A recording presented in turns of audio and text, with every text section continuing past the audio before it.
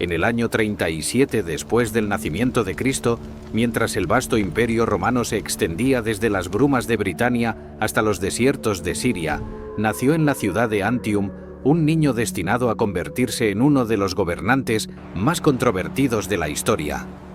Su nombre era Lucio Domicio Aenobarbo, aunque el mundo lo recordaría bajo otro nombre, uno que durante siglos resonaría como sinónimo de tiranía, megalomanía y destrucción. Este recién nacido, de cabello rojizo y ojos claros, no podía imaginar que su existencia marcaría el final de una dinastía que había gobernado Roma durante casi un siglo, ni que su reinado quedaría grabado en la memoria colectiva de la humanidad como una advertencia sobre los peligros del poder absoluto sin límites.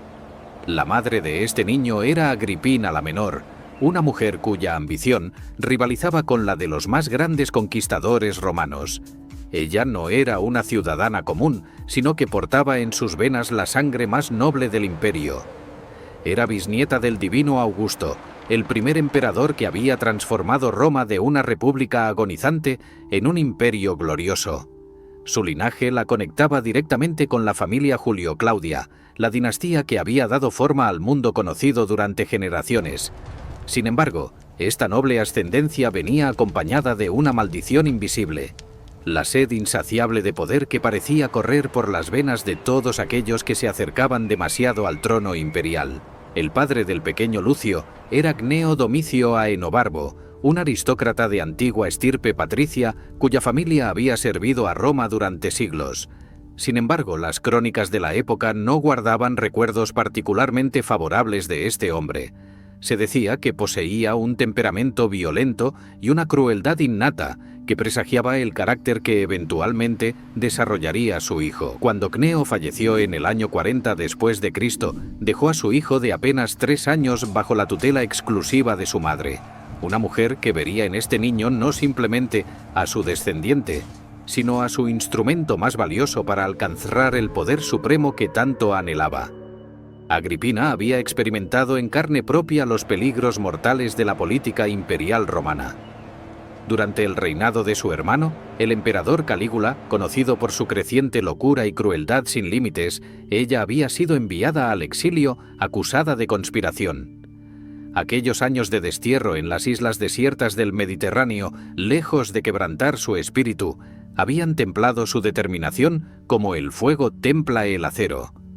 Cuando finalmente regresó a Roma tras el violento final de su hermano, ella comprendió que la única forma de protegerse en el peligroso mundo de la corte imperial era situándose en la cúspide absoluta del poder. No bastaba con ser hermana, prima o sobrina del emperador. Ella quería algo más, algo que ninguna mujer romana había logrado. Antes, controlar el imperio mismo a través de su hijo.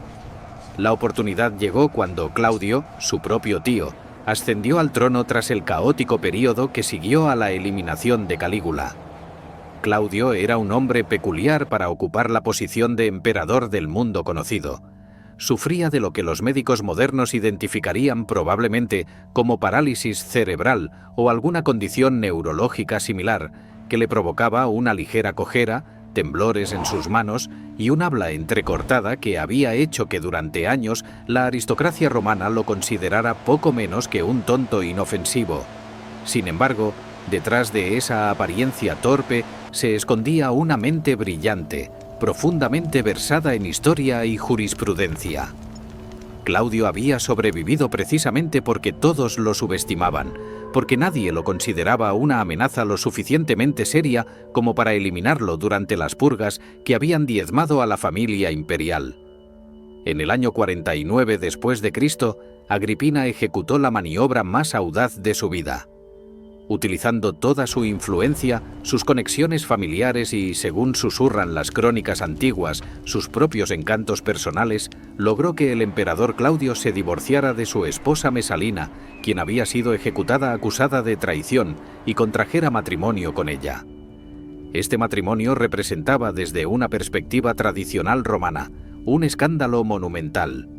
Agripina era sobrina del emperador y las leyes romanas prohibían explícitamente tales uniones incestuosas. Sin embargo, el Senado, siempre complaciente cuando se trataba de los deseos imperiales, modificó convenientemente las leyes para permitir esta unión que cambiaría el curso de la historia. Una vez convertida en emperatriz, Agripina no perdió tiempo en asegurar el futuro de su hijo. Con una determinación que rayaba en la obsesión, presionó al emperador hasta conseguir que adoptara formalmente a Lucio Domicio Aenobarbo. Este acto de adopción no era meramente ceremonial ni simbólico. En el derecho romano, la adopción confería plenos derechos de filiación y al ser adoptado por el emperador, el joven Lucio se convertía automáticamente en miembro directo de la familia imperial con derechos de sucesión. Más aún, como parte de esta transformación, el muchacho recibió un nuevo nombre que marcaría su destino: Nerón Claudio César Druso Germánico, aunque la historia lo recordaría simplemente como Nerón. El joven Nerón no estaba solo en la línea sucesoria. Claudio tenía un hijo biológico de su anterior matrimonio, un muchacho llamado Británico, apenas un año menor que Nerón. Sin embargo, Agripina había calculado cuidadosamente cada movimiento. Mediante una campaña incesante de manipulación política, logró que Nerón fuera presentado ante el Senado y el pueblo romano como el heredero preferido del emperador. El muchacho fue prometido en matrimonio a Octavia, la hija de Claudio, fortaleciendo aún más sus vínculos con la dinastía reinante. Mientras tanto, Británico, el hijo legítimo del emperador, fue sistemáticamente marginado, apartado de la educación política y militar que habría sido su derecho por nacimiento, reducido a una sombra en su propia casa.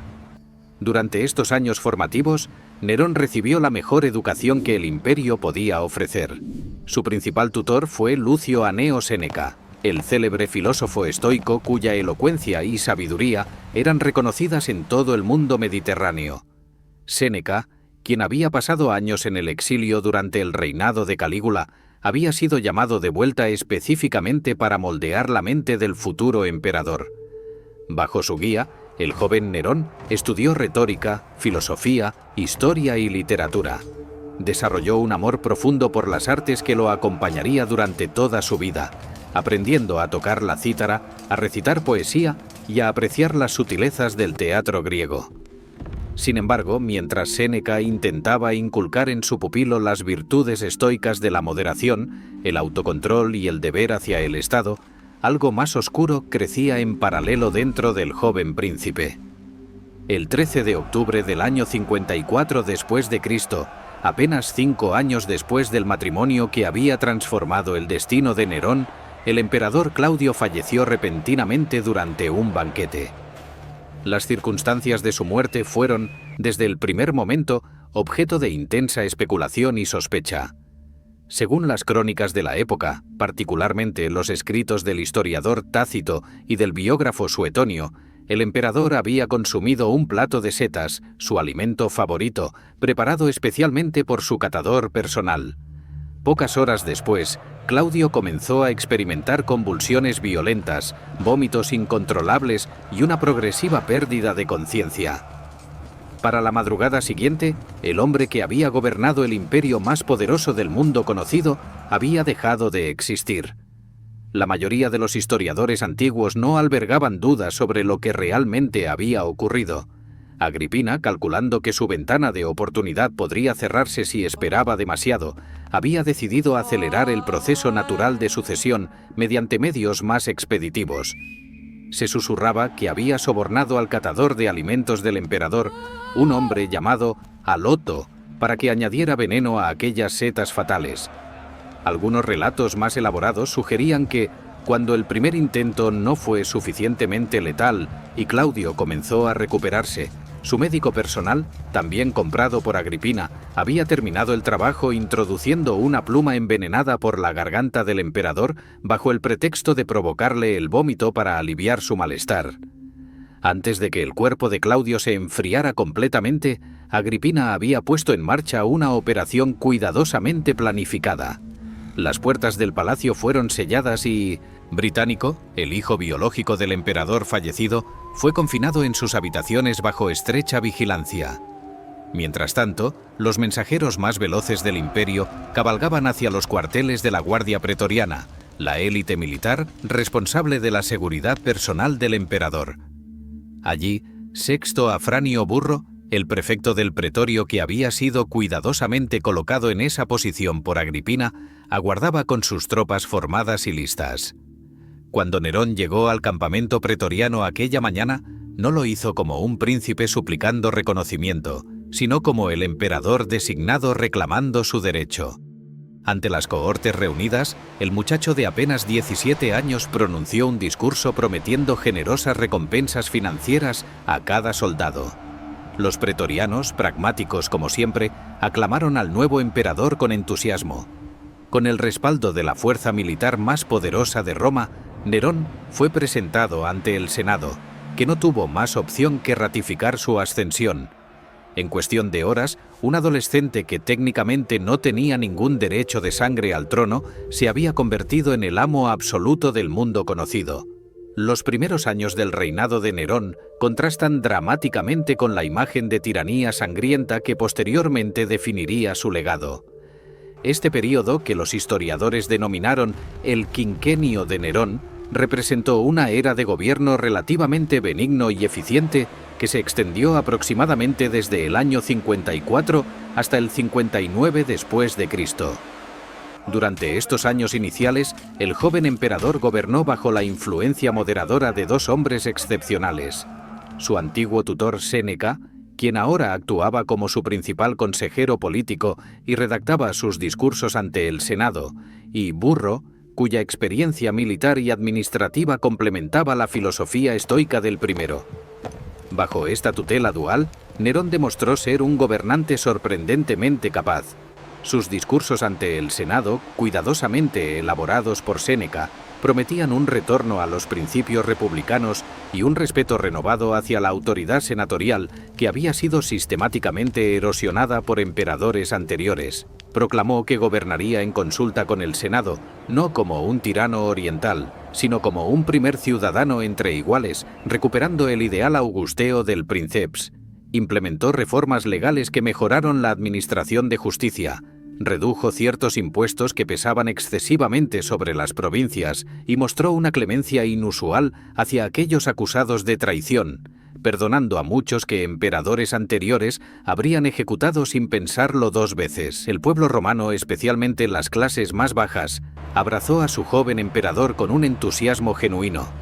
Nerón demostró una afinidad particular por los entretenimientos públicos, comprendiendo instintivamente el principio fundamental del poder imperial romano. Un pueblo entretenido es un pueblo satisfecho. Organizó juegos gladiatorios espectaculares, carreras de carros que mantenían a la plebe en éxtasis y competiciones atléticas siguiendo el modelo griego que, aunque escandalizaban a los tradicionalistas romanos, deleitaban a las masas. Más radicalmente aún, él mismo participaba en actuaciones musicales y teatrales, cantando y tocando la cítara ante audiencias públicas, algo absolutamente inaudito para un emperador romano y que muchos aristócratas consideraban profundamente degradante para la dignidad imperial. Sin embargo, bajo esta superficie dorada de prosperidad y popularidad, corrientes oscuras comenzaban a moverse. La primera víctima de lo que eventualmente se convertiría en un reinado de terror fue Británico, el hermanastro de Nerón, que representaba la amenaza más directa a su legitimidad. Aunque solo tenía 14 años, Británico era el hijo biológico del emperador anterior y su mera existencia cuestionaba el derecho de Nerón al trono. En febrero del año 55 después de Cristo, durante un banquete familiar, Británico cayó repentinamente enfermo tras beber de su copa. Ante los ojos horrorizados de los comensales presentes, el muchacho comenzó a convulsionar violentamente, su rostro tornándose primero rojo y luego azul mientras luchaba por respirar. En cuestión de minutos, el joven príncipe estaba muerto. Nerón, quien presidía el banquete, permaneció inquietantemente calmado ante esta tragedia súbita. Ordenó que la comida continuara, explicando con voz serena que Británico había sufrido desde la infancia de ataques epilépticos y que esto era simplemente una manifestación más severa de su condición crónica. Pocos creyeron esta explicación. Los síntomas que había exhibido el muchacho eran demasiado consistentes con envenenamiento, y todos sabían que el catador personal que probaba su comida había sido reemplazado recientemente. Sin embargo, nadie se atrevió a cuestionar la versión oficial. El cuerpo de Británico fue cremado con inusitada rapidez, esa misma noche bajo una lluvia torrencial que muchos interpretaron como un presagio sombrío, eliminando cualquier posibilidad de una investigación más profunda. Con la eliminación de Británico, Nerón había asegurado su posición contra la única amenaza legítima a su trono. Sin embargo, esta acción marcó un punto de inflexión fundamental en su psicología. Había cruzado una línea que no podía deshacerse, había descubierto que podía eliminar obstáculos mediante el simple ejercicio de su voluntad imperial sin enfrentar consecuencias reales. Esta lección no sería olvidada, y la lista de víctimas solo crecería con los años. La relación entre Nerón y su madre Agripina, que inicialmente había sido el motor que lo impulsó al trono, comenzó a deteriorarse rápidamente una vez que el emperador consolidó su poder. Agripina había imaginado que continuaría gobernando el imperio a través de su hijo, actuando como la verdadera autoridad detrás del trono, mientras Nerón servía como una fachada conveniente. Durante los primeros meses, ella participaba abiertamente en las audiencias imperiales, sentándose junto a su hijo y ofreciendo sus opiniones sobre asuntos de Estado. Las monedas acuñadas durante este período inicial mostraban los perfiles de madre e hijo con igual prominencia, sugiriendo un cogobierno sin precedentes. Sin embargo, esta situación no podía durar. Nerón, guiado por Séneca y Burro, comenzó gradualmente a distanciarse de la influencia sofocante de su madre. Cuando Agripina intentaba asistir a las reuniones del Senado, se le negaba la entrada. Sus recomendaciones para puestos gubernamentales eran ignoradas sistemáticamente. Sus audiencias privadas con su hijo se volvieron cada vez más infrecuentes y tensas. Agripina, sintiendo que el poder que tanto había luchado por obtener se le escapaba entre los dedos, recurrió a métodos cada vez más desesperados. Amenazó con apoyar a otros posibles herederos, recordándole a Nerón que ella lo había colocado en el trono y que podía quitarlo con igual facilidad. Estas amenazas fueron un error fatal. La situación se complicó aún más por los asuntos románticos del emperador. Nerón había sido casado con Octavia, hija de Claudio y hermanastra suya, como parte de las maniobras políticas orquestadas por Agripina. Sin embargo, este matrimonio político carecía completamente de afecto genuino. Octavia era, según todos los testimonios, una mujer virtuosa, callada y digna, cualidades que probablemente la hacían profundamente aburrida para un emperador con inclinaciones artísticas y pasiones intensas. Nerón encontró consuelo en los brazos de otras mujeres, particularmente de una liberta llamada Claudia Actea y posteriormente de Popea Sabina, una belleza legendaria que estaba casada con Otón, uno de los amigos más cercanos del emperador. Agripina observaba estas relaciones con creciente alarma. Temía que una nueva esposa, particularmente alguien tan ambiciosa como Popea, pudiera reemplazarla completamente en la influencia sobre su hijo. Según algunos relatos particularmente escandalosos preservados por historiadores antiguos, Agripina llegó incluso a intentar seducir a su propio hijo, utilizando el incesto como una herramienta desesperada para mantener su control. Si estas historias son ciertas o simplemente propaganda difamatoria, es imposible de determinar con certeza, pero ilustran la profundidad de la disfunción que caracterizaba a la familia imperial. Para el año 59 después de Cristo, la relación entre madre e hijo había llegado a un punto de ruptura irreparable. Nerón, aconsejado por aquellos que veían a Agripina como un obstáculo peligroso, decidió que solo había una solución definitiva al problema de su madre. Sin embargo, eliminar a Agripina no sería tan simple como envenenar al joven británico. Ella era una figura pública prominente, la madre del emperador, una mujer de la más alta nobleza con conexiones poderosas en toda la aristocracia romana. Su eliminación tendría que parecer un accidente para evitar el escándalo político que su asesinato obvio provocaría. El primer intento fue una obra maestra de ingeniería letal. Nerón ordenó la construcción de un barco especialmente diseñado, cuyo techo estaba lleno de plomo pesado, montado sobre un mecanismo de liberación oculto. La idea era que, una vez que la embarcación estuviera en aguas profundas, el techo colapsaría repentinamente, aplastando a los pasajeros o, en caso de que sobrevivieran al colapso inicial, el peso adicional hundiría rápidamente la nave.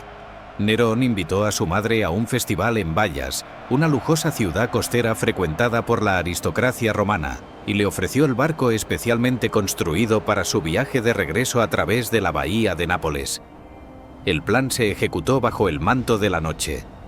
Agripina abordó la embarcación junto con sus sirvientes más cercanos, incluyendo a una liberta llamada Acerronia Pola. Una vez que el barco estaba lejos de la costa, el mecanismo se activó. El techo colapsó como estaba planeado, aplastando a varios remeros y pasajeros. Sin embargo, Agripina sobrevivió al impacto inicial. Aunque herida y desorientada, ella comprendió instantáneamente lo que había ocurrido. Su hijo había intentado eliminarla. Mientras el barco comenzaba a hundirse en las aguas oscuras, Acerronia, su fiel sirvienta, gritó que ella era la emperatriz madre, esperando que los asesinos la confundieran con su señora. Los remeros que estaban involucrados en la conspiración la golpearon hasta la muerte con sus remos. Mientras tanto, Agripina, mostrando una presencia de ánimo extraordinaria, permaneció en silencio y nadó hacia la costa a pesar de sus heridas. Cuando la noticia de que Agripina había sobrevivido llegó al palacio imperial, Nerón entró en pánico. Su madre conocía ahora sin lugar a dudas que él había intentado eliminarla, y seguramente buscaría venganza o al menos protección denunciando públicamente el atentado. El emperador convocó urgentemente a Séneca y Burro, revelándoles la situación desesperada. Según las crónicas, Burro declaró que los pretorianos no levantarían sus espadas contra la hija de Germánico, haciendo referencia al padre de Agripina, un general extremadamente popular. Si el trabajo debía completarse, tendría que hacerse de forma diferente. Nerón envió a uno de sus libertos más confiables, Aniceto, comandante de la flota romana en Miseno, para terminar el trabajo que el barco había fallado en completar. Aquella noche, mientras Agripina descansaba en su villa costera, todavía recuperándose del trauma del naufragio y probablemente contemplando sus próximos movimientos, escuchó ruidos en el exterior. Los soldados enviados por Aniceto rodearon la villa y entraron por la fuerza. Agripina, comprendiendo que su final había llegado, enfrentó a sus ejecutores con una dignidad notable. Según el relato dramático de Tácito, ella señaló su vientre y pronunció sus últimas palabras: «Golpeen aquí», refiriéndose al útero que había dado a luz al hijo que ahora ordenaba su eliminación. Los soldados la golpearon repetidamente con sus espadas hasta que dejó de moverse. Su cuerpo fue cremado esa misma noche de forma apresurada y sin ceremonia, tan diferente de los funerales elaborados que habían honrado a otros miembros de la familia imperial. No hubo procesión fúnebre, ni elogios públicos, ni período de luto oficial. Nerón, cuando recibió la confirmación de la muerte de su madre, experimentó una mezcla confusa de alivio, culpa y terror. Sabía que había cruzado una línea que ningún emperador anterior se había atrevido a cruzar. Había cometido matricidio, uno de los crímenes más abominables en la conciencia romana, una sociedad que veneraba la pietas filial como uno de sus valores más fundamentales. Los días siguientes fueron psicológicamente tortuosos para el emperador. Según varios relatos, Nerón sufría pesadillas constantes donde el fantasma de su madre lo perseguía, blandiendo antorchas ardientes y látigos de las furias vengadoras de la mitología griega. Consultó a magos y sacerdotes buscando rituales que pudieran apaciguar el espíritu inquieto de Agripina. Sin embargo, públicamente, la narrativa oficial presentaba una historia completamente diferente. Se anunció que Agripina había conspirado para asesinar a su propio hijo y usurpar el trono, y que su muerte había sido un acto de legítima defensa del emperador. El Senado, siempre servil, votó acciones de gracias a los dioses por haber protegido al emperador del complot de su madre, un ejercicio de hipocresía política que nadie realmente creía, pero que todos fingían aceptar. Con la eliminación de Agripina, desapareció el último freno significativo al poder absoluto de Nerón. Séneca y Burro aún ejercían cierta influencia moderadora, pero habían demostrado su complicidad, al menos tácita, en el matricidio al no intentar detenerlo. El emperador, liberado de la presencia sofocante de su madre, pero también perdido sin su guía manipuladora, comenzó a dejarse llevar cada vez más por sus inclinaciones personales. Su pasión por las artes se intensificó hasta convertirse en una obsesión. Pasaba horas tocando la cítara, componiendo poemas, diseñando escenografías teatrales. Organizaba competiciones donde él mismo participaba, ganando invariablemente porque ningún juez se atrevía a declarar que el emperador había perdido. Esta dedicación casi exclusiva a las artes comenzó a ser vista con creciente desaprobación por la aristocracia tradicional romana. Para la mentalidad patricia conservadora, el teatro y la música eran profesiones indignas, adecuadas para esclavos y libertos griegos, pero absolutamente inaceptables para un ciudadano romano de alta cuna, mucho menos para el emperador. El hecho de que Nerón actuara públicamente, exhibiéndose ante audiencias masivas, era considerado profundamente humillante para la dignidad del imperio. Sin embargo, estas críticas aristocráticas no encontraban eco en la plebe urbana, que adoraba a un emperador que los entretenía personalmente y que parecía genuinamente interesado en compartir su arte con ellos. En el año 62 después de Cristo, tanto Séneca como Burro dejaron de ejercer su influencia moderadora sobre el emperador. Burro murió, posiblemente por causas naturales, aunque inevitablemente surgieron rumores de envenenamiento. Su reemplazo en el comando de la Guardia Pretoriana fue Ofonius Tigelino, un hombre sin escrúpulos que alentaría los peores impulsos del emperador en lugar de frenarlos.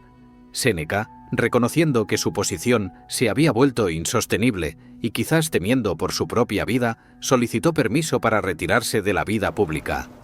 Nerón aceptó, aunque con evidente resentimiento hacia el tutor que ahora lo abandonaba. Ese mismo año, Nerón finalmente tomó la decisión que había estado contemplando durante años. Se divorció de Octavia, acusándola falsamente de adulterio y esterilidad, cargos que nadie que conociera la naturaleza virtuosa de la emperatriz podía creer. La población romana reaccionó con indignación ante el trato dado a Octavia, quien era vista como una víctima inocente de la crueldad imperial. Se produjeron protestas callejeras, algo inusualmente atrevido en una sociedad autoritaria como la Roma imperial.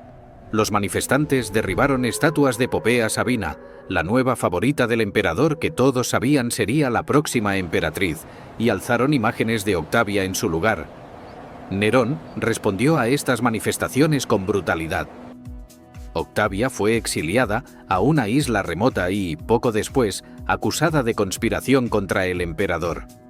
La joven mujer, que nunca había mostrado la más mínima inclinación política y cuya única ofensa había sido ser insuficientemente interesante para su voluble esposo, fue ejecutada. Según los relatos, sus venas fueron abiertas en una especie de tortura ritual, y cuando la sangre no fluía lo suficientemente rápido debido al terror que la paralizaba, fue introducida en un baño de vapor sobrecalentado para acelerar su muerte. Su cabeza fue cortada y llevada a Roma, presentada ante Popea como prueba de que su rival había sido definitivamente eliminada. Popea Sabina, cuya legendaria belleza era cantada en todo el imperio, se convirtió en la nueva esposa del emperador. Era una mujer inteligente, ambiciosa y calculadora, cualidades que en lugar de repeler a Nerón, parecían fascinarlo. Sin embargo, su influencia sobre el emperador sería de corta duración. En el año 65 después de Cristo, embarazada de su segundo hijo con Nerón, murió en circunstancias misteriosas. La versión oficial sugería complicaciones del embarazo, pero Suetonio preservó un relato mucho más oscuro: que Nerón, en un ataque de furia tras regresar tarde de las carreras de carros, la había pateado repetidamente en el estómago, causando su muerte y la del bebé nonato. El emperador, según estos relatos, se lamentaría amargamente de su pérdida, organizando un funeral espectacular donde se consumieron cantidades legendarias de incienso y perfumes orientales, más de lo que Arabia producía en todo un año. Para el año 64 después de Cristo, una década completa desde que Nerón había ascendido al trono, el emperador de 26 años había evolucionado dramáticamente desde el prometedor joven que una vez había pronunciado discursos escritos por Séneca sobre la clemencia y el gobierno constitucional. Había eliminado a su hermano, su madre, su esposa y a numerosos aristócratas que había percibido como amenazas o simplemente como obstáculos inconvenientes. Su obsesión por las artes había crecido hasta dominar casi completamente su atención, descuidando cada vez más los asuntos administrativos del imperio. Y sin embargo, el pueblo común de Roma aún lo adoraba, veían en él a un emperador que los entretenía, que reducía impuestos, que organizaba espectáculos nunca antes vistos. Lo que no podían saber mientras celebraban en las calles y aclamaban su nombre era que el evento más catastrófico de su reinado estaba a punto de desarrollarse, un evento que cambiaría para siempre la percepción que la historia tendría de Nerón y que grabaría su nombre en la memoria colectiva de la humanidad como sinónimo de destrucción y fuego incontrolable. La noche del 18 de julio del año 64 después de Cristo comenzó como cualquier otra noche de verano en Roma. Las temperaturas habían sido sofocantes durante toda la jornada, como era habitual en el mes más caluroso del año mediterráneo, y miles de ciudadanos habían salido a las calles buscando el alivio del aire nocturno que prometía refrescar sus viviendas sobrecalentadas. El Circo Máximo, la enorme estructura que podía albergar hasta 250.000 espectadores y que se extendía a lo largo del valle entre las colinas Palatina y Aventina, había cerrado sus puertas después de una jornada de carreras que habían mantenido a la multitud en éxtasis durante horas.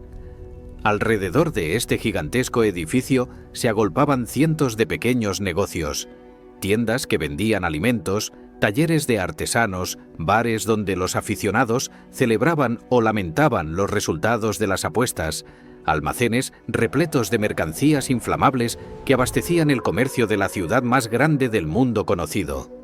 Nadie puede decir con certeza exacta cómo comenzó el fuego aquella noche fatídica.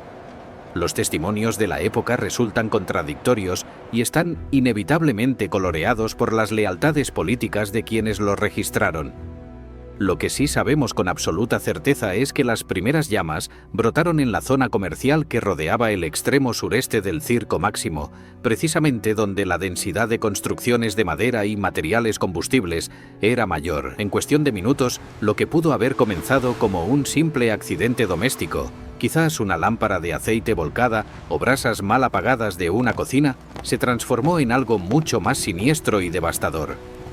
Roma, a pesar de ser la capital del imperio más poderoso que el mundo había conocido hasta ese momento, era en realidad una ciudad extremadamente vulnerable al fuego. La mayoría de sus edificios, especialmente las insulae o bloques de apartamentos de varios pisos donde vivía hacinada la población más pobre, estaban construidos con madera barata, adobe secado al sol y otros materiales altamente inflamables. Estas estructuras se elevaban a menudo hasta 5, 6 o incluso 7 pisos de altura, desafiando todas las leyes de la física y el sentido común arquitectónico, sostenidas por cimientos inadecuados y vigas de madera que crujían peligrosamente bajo el peso que soportaban. Las calles entre estos edificios eran increíblemente estrechas, a menudo de apenas 2 o 3 metros de ancho, lo que significaba que los techos de edificios opuestos prácticamente se tocaban entre sí, creando un túnel perfecto para que el fuego saltara de una estructura a otra con facilidad mortífera.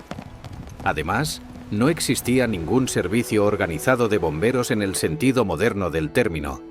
Augusto había creado décadas atrás los vigiles, una fuerza de aproximadamente 7.000 hombres divididos en 7 cohortes, cada una responsable de 2 de los 14 distritos administrativos de la ciudad.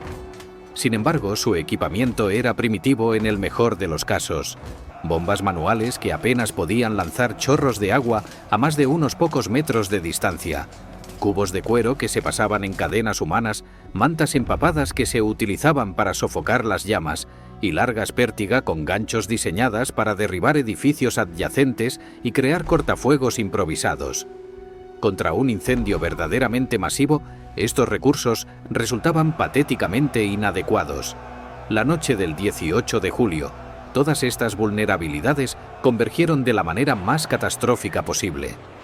Las llamas iniciales, alimentadas por los aceites, telas y maderas almacenadas en las tiendas comerciales, crecieron rápidamente hasta convertirse en una conflagración rugiente que iluminaba el cielo nocturno con un resplandor naranja y rojo que podía verse desde kilómetros de distancia.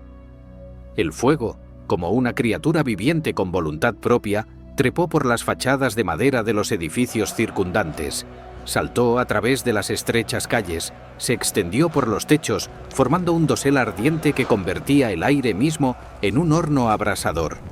Los vigiles que acudieron rápidamente al lugar se encontraron completamente superados por la magnitud del desastre que se desarrollaba ante sus ojos. Lo que transformó un incendio grave en una catástrofe histórica fue el viento.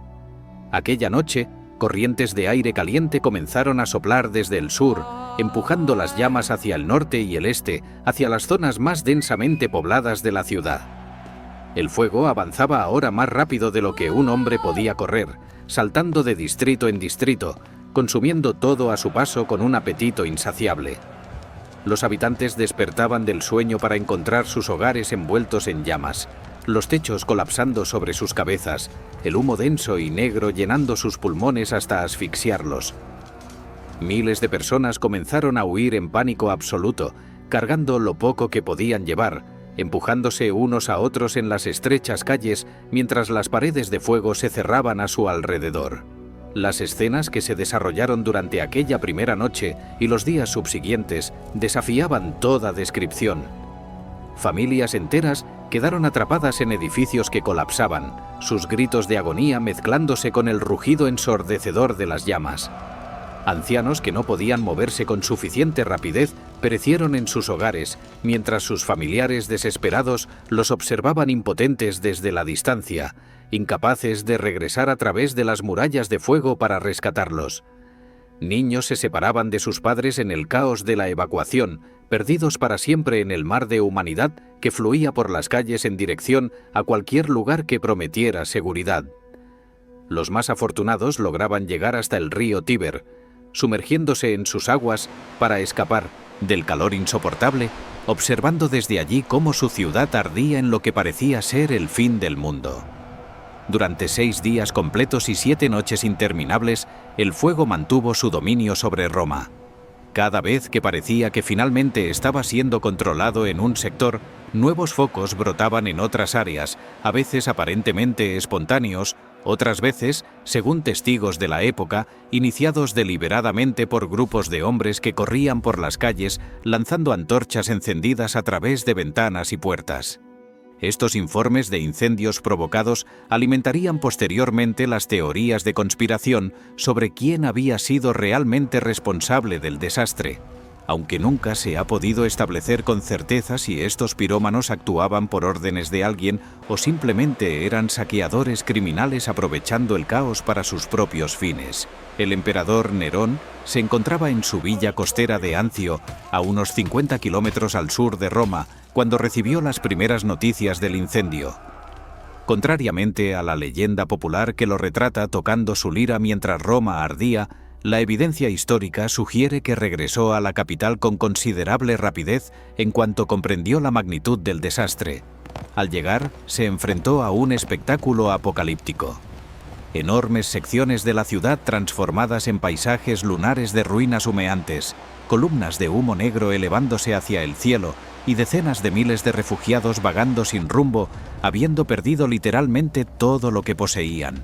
Para crédito del emperador, su respuesta inicial al desastre fue razonablemente competente y humanitaria. Ordenó que se abrieran al público los jardines imperiales, normalmente reservados exclusivamente para el uso de la familia imperial y la alta aristocracia, permitiendo que los refugiados acamparan allí. Los monumentales pórticos del Campo de Marte, las estructuras públicas que aún permanecían en pie, fueron convertidas en refugios temporales donde se distribuyeron alimentos y agua a los damnificados. Nerón incluso ordenó que se construyeran barracas de emergencia utilizando materiales traídos desde Ostia, el puerto de Roma, para proporcionar algún tipo de techo a aquellos que habían quedado completamente desamparados. El precio del grano, el alimento básico de la dieta romana, fue reducido drásticamente para evitar que los comerciantes sin escrúpulos se aprovecharan del desastre mediante la especulación.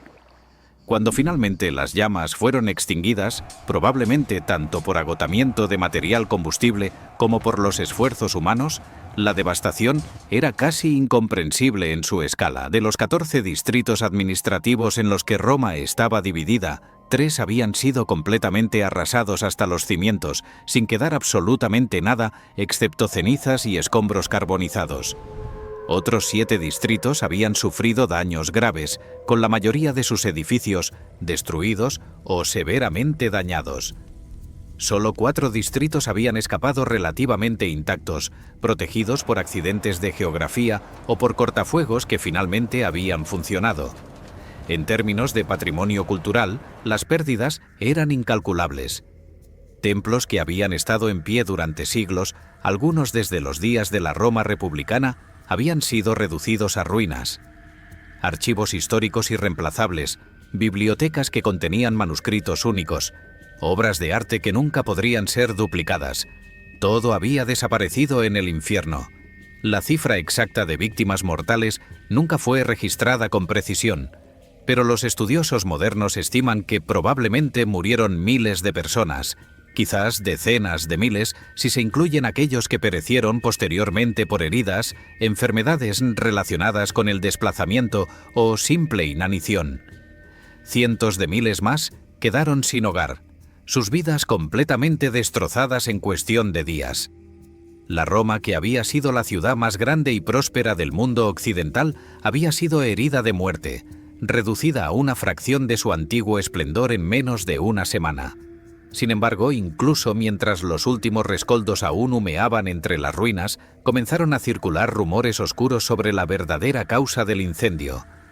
Las conversaciones susurradas en las esquinas de las calles, las especulaciones en los baños públicos, los chismes intercambiados en los mercados, todos convergían hacia una pregunta inquietante.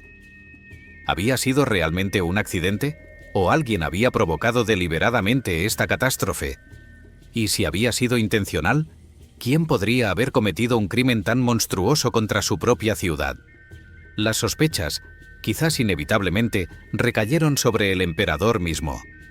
Nerón tenía motivos, argumentaban los conspiradores. Hacía tiempo que se sabía que soñaba con construir un nuevo palacio de proporciones verdaderamente imperiales, algo que superara cualquier residencia que algún emperador anterior hubiera poseído. El problema era que no existía suficiente espacio disponible en el centro de Roma, donde cada parcela de tierra estaba ocupada por edificios que habían estado allí durante generaciones. ¿Qué mejor manera de despejar el terreno necesario que mediante un incendio convenientemente devastador? Además, ¿no había estado el emperador ausente de la ciudad cuando comenzó el fuego, proporcionándose así una coartada conveniente?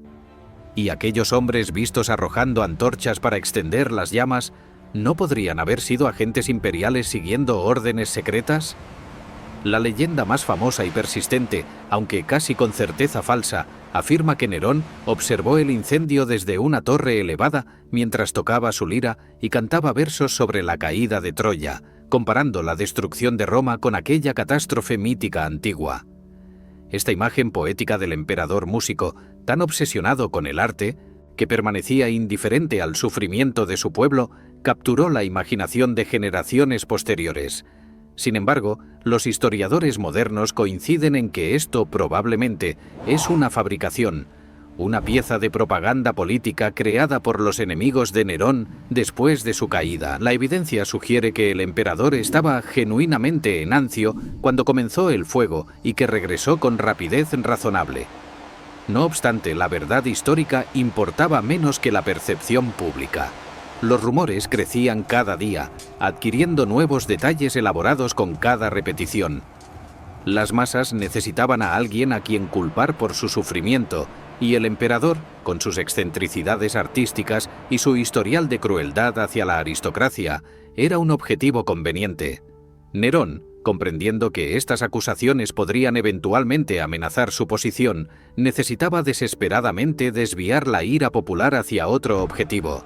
Necesitaba un chivo expiatorio, un grupo que pudiera ser culpado de manera creíble por el incendio y que no tuviera el poder político para defenderse. Lo encontró en una secta religiosa relativamente pequeña y profundamente impopular que había estado creciendo silenciosamente en Roma durante las últimas décadas: los cristianos. El cristianismo en el año 64 después de Cristo era todavía una religión nueva y marginal, considerada por la mayoría de los romanos como poco más que una extraña secta judía con creencias particularmente perturbadoras. Los cristianos rehusaban participar en el culto imperial, negándose a ofrecer sacrificios al genio del emperador, algo que los romanos consideraban no solo profundamente irrespetuoso, sino potencialmente traicionero. Practicaban rituales secretos que los romanos malinterpretaban de maneras grotescas, imaginando que sus ceremonias de comunión, donde hablaban de comer el cuerpo y beber la sangre de su fundador ejecutado, eran evidencia de canibalismo ritual. Sus reuniones nocturnas clandestinas, necesarias porque su religión aún no era legal, generaban sospechas de todo tipo de actividades inmorales. En resumen, eran profundamente impopulares, incomprendidos y vulnerables. Nerón ordenó la persecución más brutal. Los cristianos fueron arrestados en masa, sometidos a interrogatorios donde muchos fueron torturados hasta confesar crímenes que nunca habían cometido. Una vez condenados, sus ejecuciones fueron diseñadas no simplemente para eliminarlos, sino para servir como entretenimiento público y advertencia aterradora. Algunos fueron cosidos dentro de pieles de animales salvajes y lanzados a jaurías de perros hambrientos que los destrozaban vivos mientras multitudes observaban desde las gradas. Otros fueron crucificados, el método de ejecución más humillante y doloroso que los romanos conocían, reservado normalmente solo para esclavos y los criminales más viles. Pero la forma de ejecución más tristemente memorable y la que quedaría asociada para siempre con la persecución neroniana fue aquella reservada para las horas nocturnas. Los cristianos eran atados a postes instalados en los jardines imperiales que el emperador había abierto para los refugiados del incendio. Sus cuerpos eran untados con sustancias inflamables, aceites y resinas que se adherían a su piel y ropa.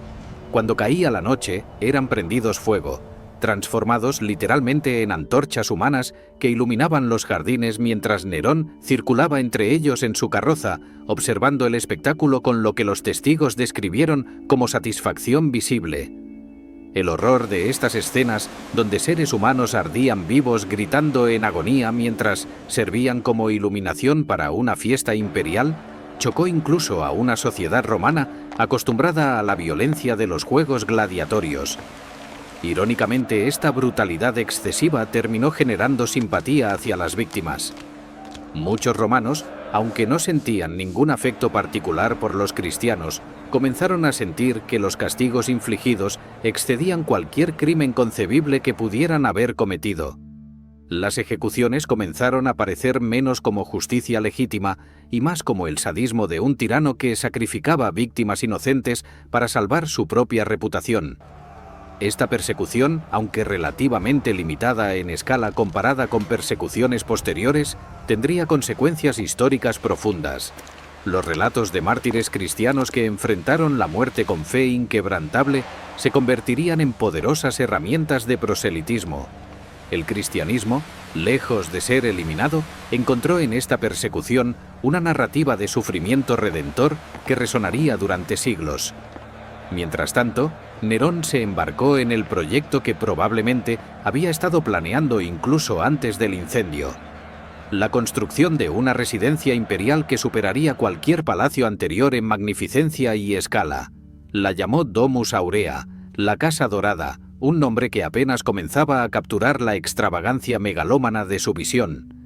Este no sería simplemente un palacio en el sentido convencional, sino más bien una enorme propiedad que ocuparía más de 80 hectáreas en el corazón mismo de Roma, territorio que anteriormente había estado densamente poblado por vecindarios enteros antes del incendio. Los arquitectos principales del proyecto eran dos hombres excepcionales: Severo y Celer, ingenieros cuya creatividad y audacia técnica rivalizaban con la ambición de su cliente imperial. Bajo su dirección, el paisaje urbano de Roma fue literalmente reformado.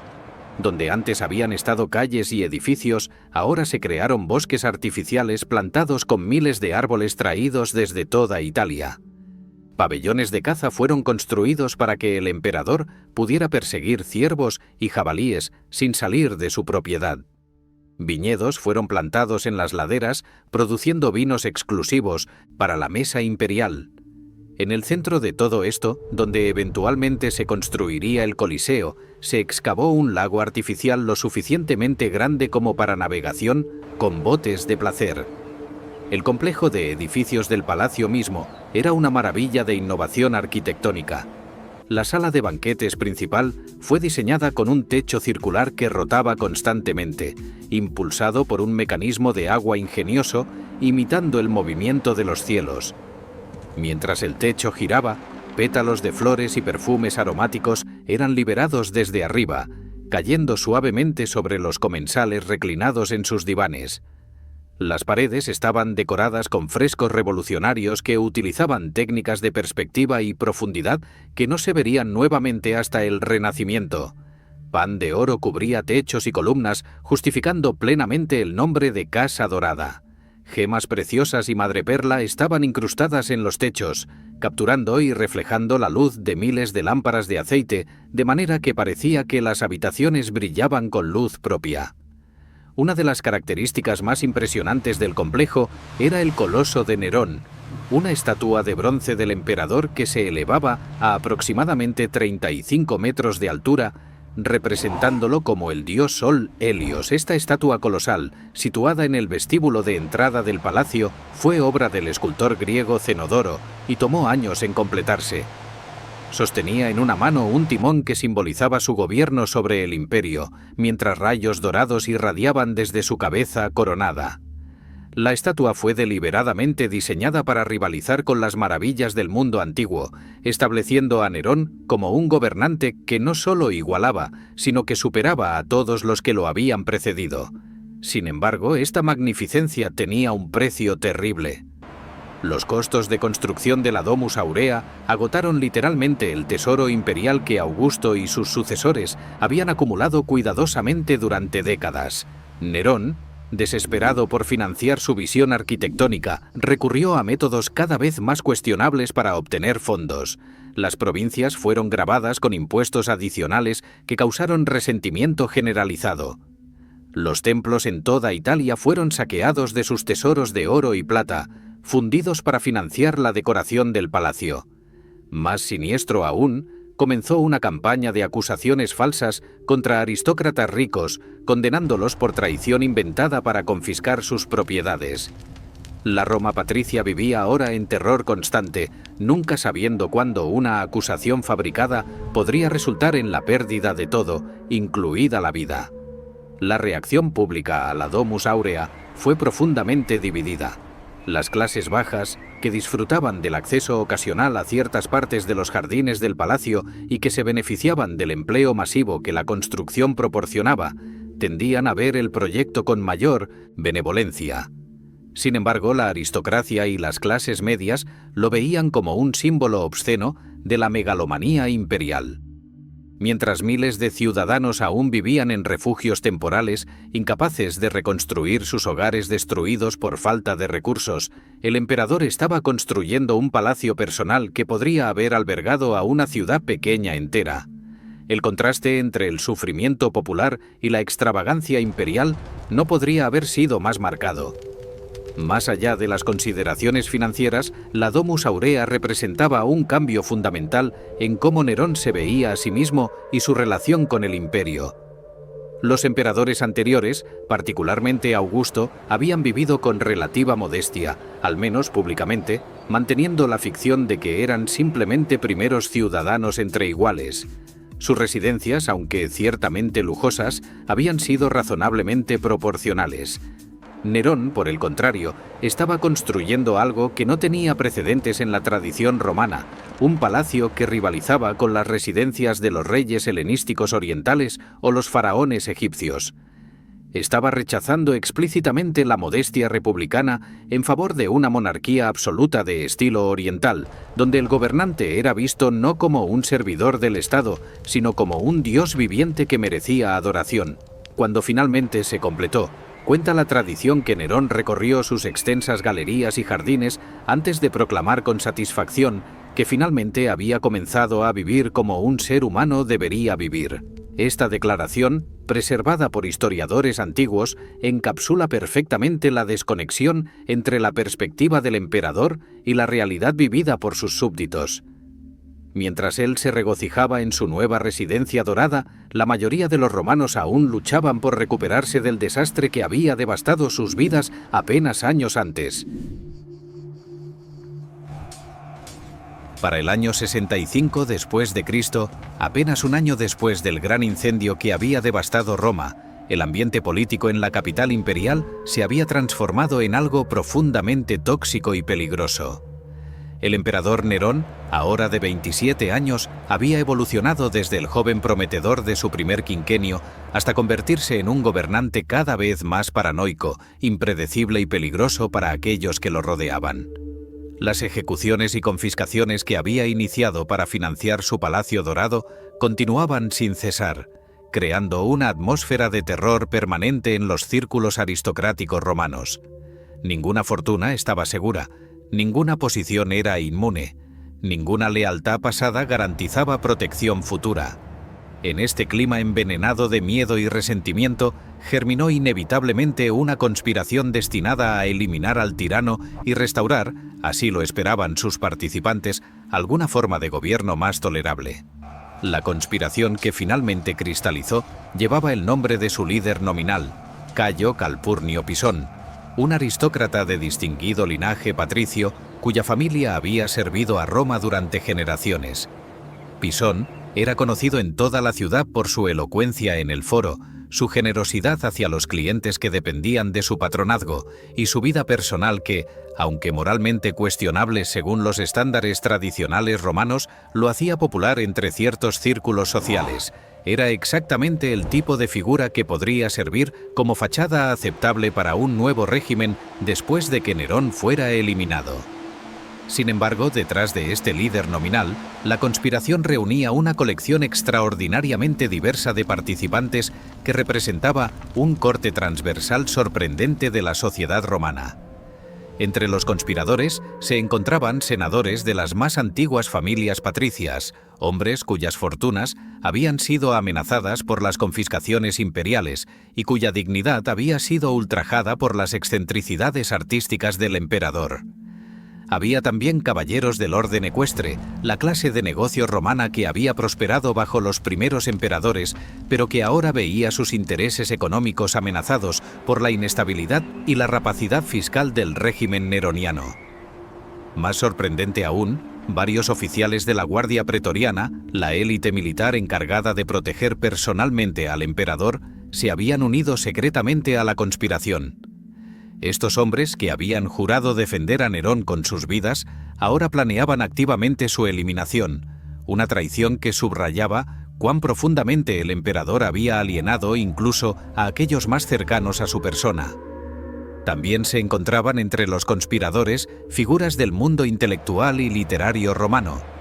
El poeta Lucano, sobrino del filósofo Séneca y uno de los talentos literarios más brillantes de su generación, se había unido al Linodosiando, complot después de que Nerón, celoso de su fama poética, le prohibiera publicar sus obras. Esta prohibición, motivada aparentemente por el temor del emperador a ser eclipsado artísticamente por un poeta más talentoso, ilustraba perfectamente la mezcla de vanidad artística y crueldad política que caracterizaba a Nerón.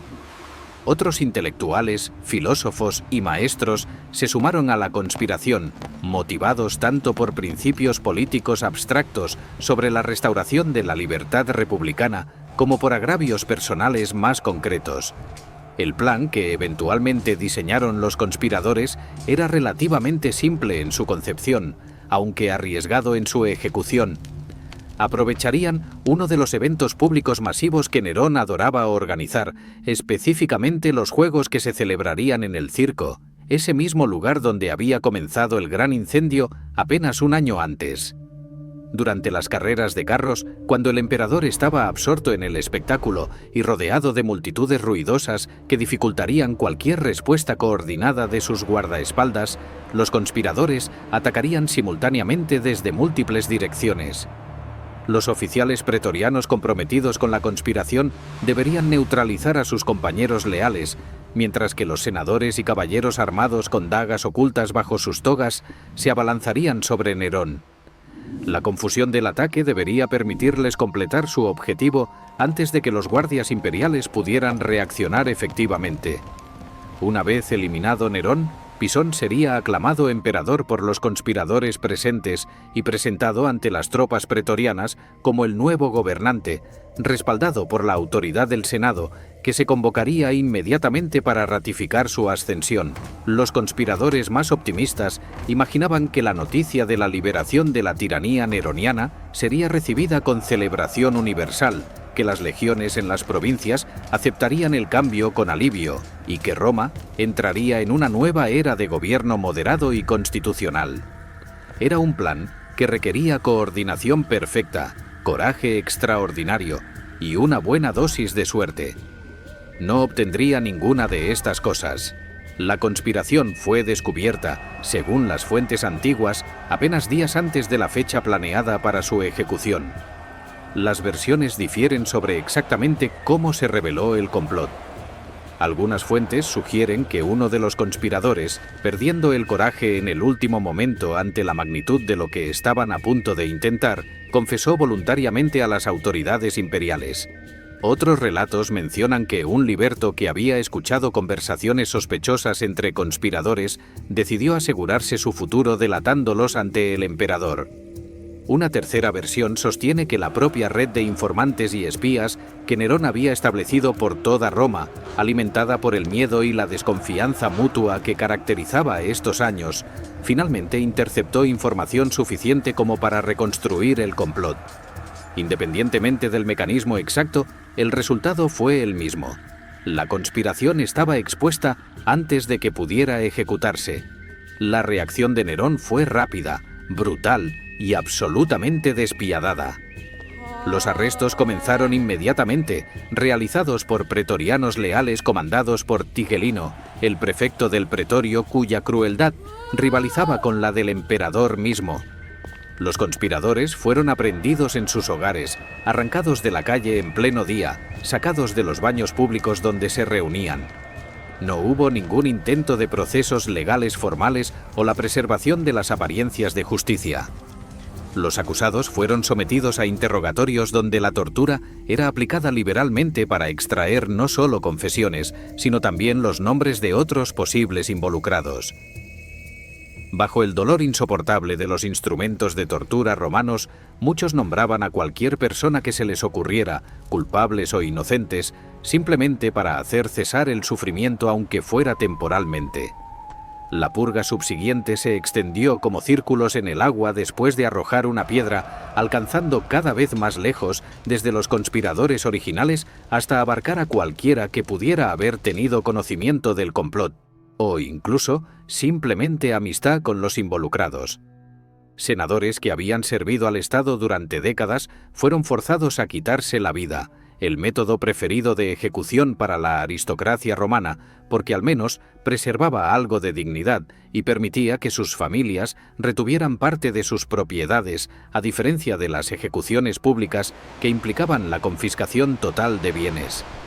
Caballeros prósperos vieron sus fortunas evaporarse en cuestión de horas, mientras sus propiedades eran incautadas por el Estado.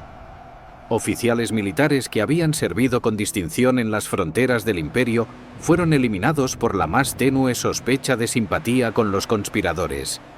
Entre las víctimas más prominentes de esta purga sangrienta se encontraba el propio Séneca, el filósofo estoico que había sido tutor de Nerón durante su juventud y su principal consejero durante los primeros años del reinado. Séneca había pasado los últimos años en un retiro semiforzado, alejado de la corte imperial, dedicándose a la escritura filosófica y evitando cuidadosamente cualquier cosa que pudiera interpretarse como participación política activa. Sin embargo, esta discreción no lo salvó. Cuando los interrogatorios revelaron que su sobrino Lucano había sido uno de los conspiradores principales, la sospecha recayó inevitablemente sobre el viejo filósofo. ¿Había sabido del complot? ¿Había dado su bendición implícita? ¿Su retiro de la vida pública había sido genuino o simplemente una cobertura para actividades subversivas? Nerón envió un destacamento de soldados a la villa de Séneca con órdenes claras. El filósofo debía terminar con su propia vida. Para un estoico como Séneca, que había pasado décadas escribiendo sobre el valor de enfrentar la muerte con ecuanimidad filosófica, este era el momento de demostrar que sus enseñanzas no eran meramente palabras vacías. Según el famoso relato de Tácito, Séneca recibió la noticia con calma notable. Pidió permiso para redactar su testamento, lo cual le fue negado, sugiriendo a sus amigos presentes que al menos les dejaría su posesión más valiosa: el ejemplo de su vida. Luego, siguiendo la tradición romana para tales ocasiones, se abrió las venas de las muñecas mientras discutía filosofía con sus compañeros. Sin embargo, la muerte no llegó rápidamente. El cuerpo envejecido de Séneca, debilitado por años de enfermedad y dieta frugal, no sangró con suficiente rapidez. Para acelerar el proceso, también cortó las venas detrás de sus rodillas. Cuando incluso esto resultó insuficiente, ingirió veneno de cicuta, el mismo veneno que había terminado con la vida de Sócrates siglos antes. Finalmente fue llevado a un baño de vapor sobrecalentado, donde el calor extremo y la asfixia gradual terminaron lo que las otras medidas habían comenzado. Su esposa Paulina, en un gesto de devoción marital, intentó quitarse la vida junto con su esposo, pero Nerón, al enterarse, ordenó que fuera salvada, quizás sintiendo que ya había suficiente sangre en sus manos ese día, o quizás simplemente ejerciendo su poder de decidir quién vivía y quién moría. Lucano, el brillante poeta cuyo talento había provocado los celos del emperador, enfrentó su final con una mezcla de coraje estoico y gesto artístico final. Mientras se desangraba tras abrirse las venas siguiendo la orden imperial, recitó versos de su propia composición sobre un soldado herido que moría de manera similar en el campo de batalla. Esta última actuación poética, transformando su propia eliminación en una obra de arte final, era exactamente el tipo de gesto que Nerón, con su obsesión por el arte y el drama, debería haber apreciado. Sin embargo, el emperador solo vio en ello una burla final de su autoridad. La lista de víctimas continuaba extendiéndose. Petronio, conocido como el árbitro de la elegancia en la corte neroniana y autor de la obra satírica Satiricón, fue acusado de asociación con los conspiradores. Su final fue quizás el más desafiante de todos. En lugar de apresurarse en completar su eliminación, Petronio deliberadamente ralentizó el proceso. Se abrió las venas, pero luego las vendaba intermitentemente, alternando entre permitir que la sangre fluyera y detenerla, prolongando su agonía durante horas. Durante este tiempo, no discutió filosofía ni recitó poesía seria, sino que conversó casualmente con amigos sobre temas triviales, escuchó poesía ligera y finalmente dictó un documento final donde, en lugar de adular al emperador como era costumbre en los testamentos de aquellos forzados a eliminar sus propias vidas, enumeró detalladamente todas las depravaciones sexuales de Nerón, nombrando a sus amantes masculinos y femeninos y describiendo las orgías imperiales con precisión escandalosa. Este documento fue sellado y enviado a Nerón, constituyendo una acusación final desde más allá de la muerte. Las ejecuciones continuaron durante semanas. Algunos historiadores estiman que al menos 20 senadores y más de 300 caballeros perecieron en esta purga, aunque las cifras exactas nunca fueron registradas oficialmente. Familias enteras fueron destruidas, fortunas acumuladas durante generaciones fueron confiscadas en cuestión de días, linajes antiguos fueron extintos. La aristocracia romana, que ya había estado aterrorizada, ahora vivía en un estado de pánico absoluto. Cualquier amistad podía ser peligrosa, cualquier conversación podía ser malinterpretada, cualquier silencio podía ser considerado sospechoso. Los romanos comenzaron a denunciarse unos a otros preventivamente. esperando que al acusar primero pudieran evitar ser acusados ellos mismos, creando una espiral de desconfianza y traición que envenenaba completamente el tejido social de la élite romana. Nerón, habiendo sobrevivido al intento más serio de eliminarlo que enfrentaría su reinado, emergió de la crisis de la conspiración de Pisón aún más paranoico y menos restringido por cualquier consideración moral o política. Si alguna vez había existido alguna posibilidad de que moderara su comportamiento, que reconciliara con el Senado, que gobernara con más sensibilidad hacia las tradiciones romanas, esa posibilidad murió con los conspiradores. Ahora sabía con certeza absoluta que amplios sectores de la aristocracia romana lo odiaban lo suficiente como para arriesgar todo en un intento de eliminarlo. Su respuesta fue retirarse aún más profundamente hacia sus obsesiones artísticas, rodeándose cada vez más de aduladores y subordinados serviles, y fantasear con escapar completamente de Roma hacia un mundo donde su genio artístico fuera genuinamente apreciado. Esta fantasía lo llevó a embarcarse en lo que sería su proyecto más extravagante y políticamente autodestructivo, una gira artística por Grecia que duraría más de un año. Para comprender cuán radical era esta decisión, debemos recordar que ningún emperador romano había abandonado Italia durante un período extendido, excepto cuando estaba liderando campañas militares o inspeccionando las provincias en asuntos oficiales del Estado. La idea de que el gobernante del imperio más poderoso del mundo abandonara la capital simplemente para participar en competiciones artísticas y festivales culturales era absolutamente sin precedentes y profundamente escandalosa para la mentalidad tradicional romana.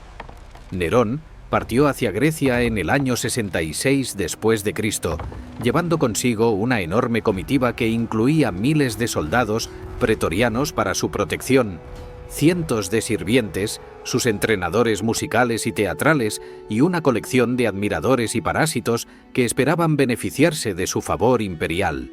Durante los siguientes 18 meses, el emperador del mundo occidental recorrió las ciudades griegas participando en cada festival, competición y certamen disponible. Cantaba en teatros, tocaba la cítara en concursos musicales, recitaba poesía en competiciones literarias e incluso participaba en carreras de carros en los Juegos Olímpicos, una actividad físicamente peligrosa que sus consejeros intentaban desesperadamente desalentarlo de realizar. Los griegos, pragmáticos como siempre cuando trataban con el poder imperial, le aseguraban que ganara absolutamente cada competición en la que participaba. No importaba cuán mediocre fuera su actuación, cuántas notas falsas cantara, o incluso si se caía de su carro durante una carrera, como efectivamente ocurrió durante los Juegos Olímpicos, los jueces invariablemente lo declaraban ganador. Nerón regresó a Roma con más de 1800 coronas de victoria, un récord que nadie podría igualar, porque nadie más había competido en tantos eventos ni había tenido la ventaja de que cada juez estuviera aterrorizado de declarar otra cosa que su victoria. El emperador interpretaba estas victorias como validación genuina de su talento artístico, aparentemente ciego al hecho de que eran simplemente el resultado inevitable del miedo al poder imperial. Mientras Nerón disfrutaba de su triunfo artístico en Grecia, la situación en Roma y las provincias occidentales del imperio se deterioraba rápidamente. La administración gubernamental, privada de liderazgo efectivo durante más de un año, funcionaba mediante inercia burocrática y las decisiones de oficiales subordinados que no tenían la autoridad real para abordar problemas serios.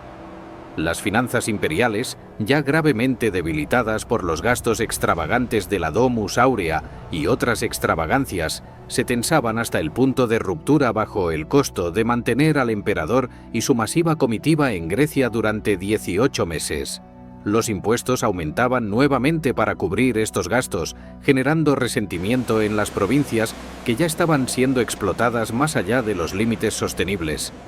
Más peligrosamente, los comandantes militares en las provincias fronterizas, hombres que controlaban legiones completas de soldados veteranos endurecidos por el combate, comenzaban a contemplar la posibilidad de rebelión abierta. Estos generales habían observado cómo la aristocracia en Roma era sistemáticamente masacrada, cómo las finanzas del imperio eran derrochadas en proyectos frívolos, cómo el emperador parecía más interesado en sus actuaciones teatrales que en gobernar efectivamente. Más personalmente, muchos de ellos se sentían insultados por el comportamiento de Nerón. Para la mentalidad militar romana tradicional, profundamente conservadora y enfocada en valores como el coraje físico, la disciplina y el servicio al Estado, un emperador que actuaba en escenarios como un actor común era profundamente vergonzoso, una humillación para el honor del imperio que habían jurado defender. La primera grieta seria en la lealtad imperial apareció en marzo del año 68 después de Cristo, cuando Cayo Julio Vindex, el gobernador de la Galia Lugdunensis, una de las provincias galas que ahora comprende gran parte de la Francia moderna, declaró públicamente su rebelión contra Nerón. Vindex era un aristócrata de ascendencia gala romanizado, exactamente el tipo de provincial que el sistema imperial había diseñado para integrar las élites locales en el gobierno romano. Su rebelión no fue inicialmente militar en su naturaleza, sino más bien política y propagandística. Emitió proclamaciones denunciando a Nerón como un tirano indigno, un mal músico que se engañaba a sí mismo sobre su talento, un emperador que había deshonrado a Roma al actuar como un histrión en los escenarios griegos. Crucialmente, Vindex no reclamó el trono imperial para sí mismo. En cambio, respaldó a Servio Sulpicio Galba, el gobernador de Hispania Tarraconensis, una provincia en lo que ahora es España, como el candidato apropiado para reemplazar a Nerón. Galba era un hombre de 73 años, de antigua familia noble, con décadas de experiencia administrativa y militar. Representaba exactamente el tipo de emperador tradicional que los conservadores romanos anhelaban: sobrio, disciplinado, respetado por las legiones, sin pretensiones artísticas. Si Vindex podía convencer a otros gobernadores provinciales de unirse a su movimiento, podrían presentar a Nerón con una situación imposible donde múltiples ejércitos leales marchaban simultáneamente hacia Roma. Inicialmente, Nerón pareció no comprender la gravedad de la amenaza que Vindex representaba. Cuando llegaron las primeras noticias de la rebelión, el emperador estaba más indignado por los insultos de Vindex hacia su talento musical que por el desafío político a su autoridad. Según algunas fuentes, pasó más tiempo componiendo respuestas defendiendo su habilidad artística que organizando una respuesta militar efectiva. Esta reacción inadecuada ilustraba perfectamente cuán desconectado se había vuelto Nerón de las realidades del poder político, que en última instancia descansaba no en el reconocimiento artístico, sino en la lealtad de las legiones que controlaban la fuerza militar del imperio. Sin embargo, cuando Galba respondió públicamente al llamado de Vindex, proclamándose gobernante legítimo del Imperio Romano y comenzó a movilizar las legiones bajo su comando, incluso Nerón comprendió que enfrentaba una crisis existencial. Otros gobernadores provinciales, viendo que hombres respetables como Galba estaban dispuestos a desafiar abiertamente al emperador, comenzaron a calcular sus propias posiciones. Algunos permanecieron leales. Algunos adoptaron una postura de neutralidad cautelosa esperando ver cómo se desarrollaban los eventos, y otros comenzaron a conspirar activamente contra Nerón mientras mantenían públicamente protestas de lealtad. El momento decisivo llegó cuando las fuerzas de Vindex fueron derrotadas por las legiones leales del Rin, comandadas por Verginio Rufo. Esta debería haber sido una victoria crucial para Nerón, eliminando la amenaza militar más inmediata a su gobierno. Sin embargo, la forma en que se desarrollaron los eventos subsiguientes reveló cuán frágil era realmente su posición. Verginio Rufo, a pesar de haber derrotado militarmente a los rebeldes, rehusó marchar hacia Roma para consolidar la posición de Nerón. Más reveladoramente aún, cuando sus propias tropas lo aclamaron como emperador después de la victoria, él declinó la oferta, pero tampoco reafirmó explícitamente su lealtad a Nerón. Este vacío de liderazgo creó una situación donde el imperio efectivamente carecía de un gobernante universalmente reconocido, un vacío de poder que sería llenado por quien pudiera moverse más decisivamente. Galba, aunque sus fuerzas en Hispania eran numéricamente débiles comparadas con las legiones del Rin, jugó astutamente sus cartas políticas. Envió emisarios a Roma prometiendo restauración de la autoridad senatorial, fin de las purgas arbitrarias y retorno a los principios de gobierno moderado que habían caracterizado los mejores períodos del imperio. Más importante aún, prometió generosas recompensas financieras a los soldados pretorianos, la fuerza militar que en última instancia controlaba Roma misma. Para hombres que habían sido testigos de cómo Nerón había despilfarrado los recursos del imperio en proyectos personales extravagantes mientras sus propias pagas a menudo se retrasaban, estas promesas resultaban extremadamente atractivas. Los muros finalmente se cerraron alrededor de Nerón con velocidad sorprendente. En Roma, el Senado, sintiendo que el péndulo del poder estaba oscilando hacia Galba y ansioso por distanciarse del régimen condenado antes de que fuera demasiado tarde, se reunió en sesión de emergencia. En una votación que habría sido impensable apenas meses antes, declararon a Nerón enemigo público, la más seria condena que el Estado romano podía pronunciar. Esta designación no era meramente simbólica, llevaba consecuencias legales específicas. Un enemigo público podía ser eliminado por cualquier ciudadano sin consecuencias legales, todas sus propiedades eran confiscadas inmediatamente por el Estado y se le negaba cualquier forma de funeral o entierro apropiado. Era, en esencia, la expulsión total del individuo de la comunidad política y humana. Simultáneamente y más inmediatamente peligroso para Nerón, los prefectos del pretorio que comandaban la guardia pretoriana anunciaron que sus tropas habían transferido su lealtad a Galba. Esta traición era el golpe fatal. Sin los pretorianos, Nerón no tenía ninguna fuerza militar en Roma que pudiera protegerlo. El Palacio Imperial, con todos sus lujos dorados y sus obras de arte invaluables, se había transformado súbitamente en una trampa mortal. Los sirvientes comenzaron a abandonar sus puestos, desapareciendo silenciosamente en la noche para evitar asociación con un régimen condenado. Los cortesanos y aduladores que habían llenado los salones del emperador durante años de repente descubrieron asuntos urgentes que requerían su presencia en cualquier otro lugar. Nerón, enfrentando esta deserción total, cayó en un estado de pánico que rayaba en la histeria. Según las crónicas antiguas, consideró brevemente múltiples opciones desesperadas, cada una más fantástica e imposible que la anterior. Propuso huir a Egipto, que técnicamente aún era una posesión personal del emperador, donde podría vivir sus días restantes alejado del tumulto romano.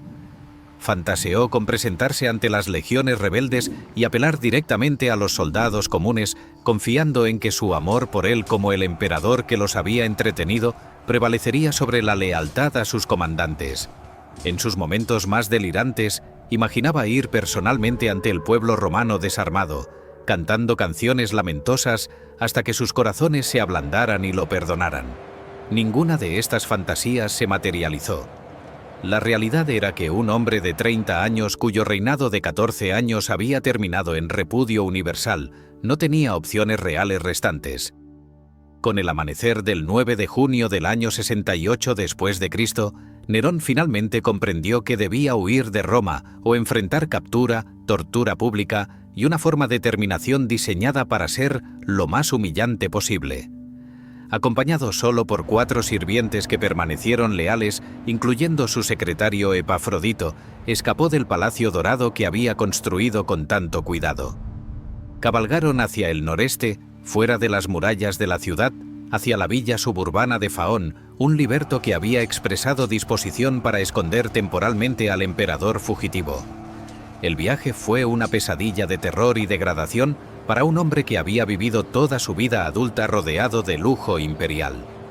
Tenían que evitar las carreteras principales por miedo a ser reconocidos, atravesando campos y senderos secundarios. En un punto, el grupo tuvo que ocultarse en un arbusto mientras pasaba una patrulla de soldados que buscaban al emperador fugitivo. Cuando finalmente alcanzaron la villa de Faón, Nerón tuvo que arrastrarse a través de un pasaje estrecho, excavado en la pared trasera, para entrar sin ser visto por vecinos curiosos. El examo del mundo terminó escondido en lo que esencialmente era un sótano de sirvientes, acostado en un colchón pobre, bebiendo agua tibia de una fuente, mientras sus últimos seguidores deliberaban qué hacer. Las noticias que llegaban de Roma eran cada vez peores. El Senado no solo lo había declarado enemigo público, sino que había especificado el método de su ejecución si era capturado. Sería golpeado hasta terminar su vida según la antigua costumbre, un castigo reservado para los peores criminales que involucraba ser atado desnudo a un poste mientras era azotado hasta que expirara. Enfrentando esta perspectiva aterradora, Nerón finalmente aceptó que debía poner fin a su propia existencia antes de ser capturado. Sin embargo, incluso en esta decisión final, vaciló repetidamente. Tomaba su daga, la presionaba contra su garganta, pero luego la bajaba, incapaz de completar el acto. Según los relatos preservados, continuaba diciendo que aún no había llegado el momento, que quizás surgiera alguna oportunidad de salvación. Sus últimos compañeros, observando esta exhibición patética, deben haberse preguntado cómo este hombre indeciso y aterrorizado había gobernado el imperio durante 14 años. El momento final llegó cuando escucharon el sonido de cascos de caballos aproximándose por el camino. Una patrulla de soldados, siguiendo información de un informante, había localizado el escondite. En cuestión de minutos, rodearían la villa y lo capturarían vivo. Epafrodito, el secretario leal, comprendiendo que no había más tiempo para vacilación, tomó la mano de Nerón que sostenía la daga y la empujó violentamente hacia adelante, hundiendo la hoja profundamente en la garganta del emperador. La sangre brotó inmediatamente, salpicando el piso de tierra del sótano miserable donde el otrora todopoderoso gobernante pasaba sus últimos momentos. Mientras yacía muriendo, Nerón pronunció sus últimas palabras, una frase que los historiadores han preservado durante 2 milenios como resumen perfecto de su vida y carácter: Qualis artifex pereo, que tradicionalmente se traduce como ¿qué artista pierde el mundo? Incluso en su agonía final, enfrentando el resultado de todas sus elecciones desastrosas, su mente no estaba en sus víctimas, ni en su imperio destrozado, ni en su dinastía extinguida. Estaba pensando en su arte no reconocido, lamentando que el mundo estaba perdiendo su genio creativo. Esta notable combinación de autoengaño y vanidad hasta el último aliento encapsula perfectamente la tragedia y el patetismo del emperador que había tenido todo el poder del mundo, pero que nunca comprendió cómo usarlo sabiamente. Los soldados llegaron momentos después de que expirara, encontrando el cuerpo aún caliente de un hombre que había sido su emperador apenas horas antes. Intentaron aplicar vendajes a la herida, una acción que en retrospectiva parece absurda, dado que Nerón había sido declarado enemigo público y habría sido ejecutado inmediatamente de cualquier manera. Quizás fue simplemente el instinto de preservar cualquier vida imperial, o quizás querían la gloria de llevarlo vivo ante sus superiores. Independientemente, sus esfuerzos fueron inútiles. Nerón estaba muerto a los 30 años de edad, después de reinar durante 14 años que habían transformado dramáticamente el imperio que había heredado. Su cuerpo fue eventualmente reclamado por sus antiguas nodrizas, Egloge y Alexandria, mujeres que lo habían cuidado durante su infancia y que, a diferencia de prácticamente todos los demás, aún sentían algo de afecto por el niño que había sido. Ellas lo cremaron y colocaron sus cenizas en la tumba familiar de los Domiti en la colina Pinciana, la familia de su padre biológico más que la dinastía Julio-Claudia que él había representado como emperador. Este entierro relativamente modesto para alguien que había gobernado el mundo conocido fue probablemente más digno de lo que el Senado habría preferido, pero en el caos que siguió a su extinción, nadie prestó suficiente atención para evitarlo. La consecuencia inmediata de la desaparición de Nerón fue el colapso total del orden político que había mantenido el imperio estable durante más de un siglo. Galba entró en Roma y fue proclamado emperador, pero su reinado duró apenas 7 meses antes de ser eliminado violentamente por soldados descontentos que nunca recibieron las recompensas generosas que les había prometido. Fue sucedido por Otón, uno de los antiguos amigos de Nerón y el hombre cuya esposa, Popea Sabina, había sido robada por el emperador años antes. Otón gobernó durante apenas 3 meses antes de ser derrotado militarmente por Vitelio, el comandante de las legiones del Rin, quien a su vez gobernó durante 8 meses antes de ser eliminado por las tropas de Vespasiano. Este período, conocido por los historiadores como el Año de los 4 emperadores, fue realmente 18 meses de caos casi total, donde 4 hombres diferentes reclamaron el trono imperial en sucesión rápida, cada uno respaldado por diferentes ejércitos provinciales. Las legiones marcharon a través de Italia, las batallas fueron libradas en las cercanías de Roma misma, la ciudad fue saqueada parcialmente cuando tropas rivales lucharon en sus calles. El orden y la estabilidad que el imperio había disfrutado durante décadas se evaporó, reemplazado por la cruda realidad de que el poder imperial descansaba en última instancia no en la legitimidad dinástica o la aprobación senatorial, sino en la lealtad de las legiones. Esta lección brutal daría forma a la política imperial durante los siglos siguientes. Vespasiano, quien finalmente emergió victorioso de este caos y fundó una nueva dinastía, la Flavia, inmediatamente se propuso erradicar el recuerdo físico de Nerón. La Domus Aurea, ese palacio dorado que había consumido tantos recursos y provocado tanto resentimiento, fue sistemáticamente desmantelada. El lago artificial fue drenado y en su lugar se construyó el anfiteatro Flavio, que el mundo conocería como el Coliseo, financiado específicamente con el botín capturado durante la campaña judía. Este edificio, dedicado al entretenimiento del pueblo romano, fue deliberadamente concebido como anti-Nerón, transformando un espacio que había sido arrogantemente privado en uno gloriosamente público. El coloso de Nerón, esa estatua gigantesca del emperador como dios Sol, fue reelaborado para representar al dios Sol propiamente dicho, borrando su asociación con el emperador caído. Las salas doradas del palacio fueron enterradas, rellenadas con toneladas de tierra y escombros para servir como cimientos para nuevas estructuras públicas.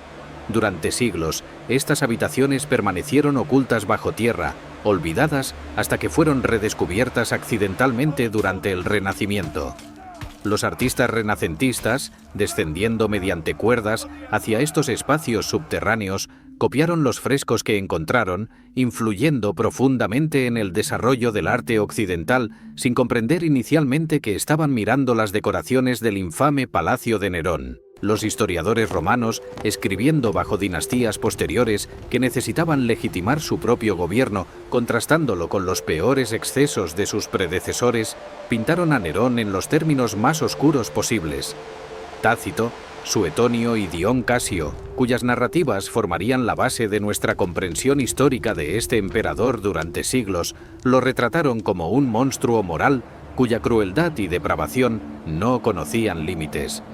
Cada anécdota escandalosa, cada rumor salaz, cada acusación sin verificar fue registrada y amplificada.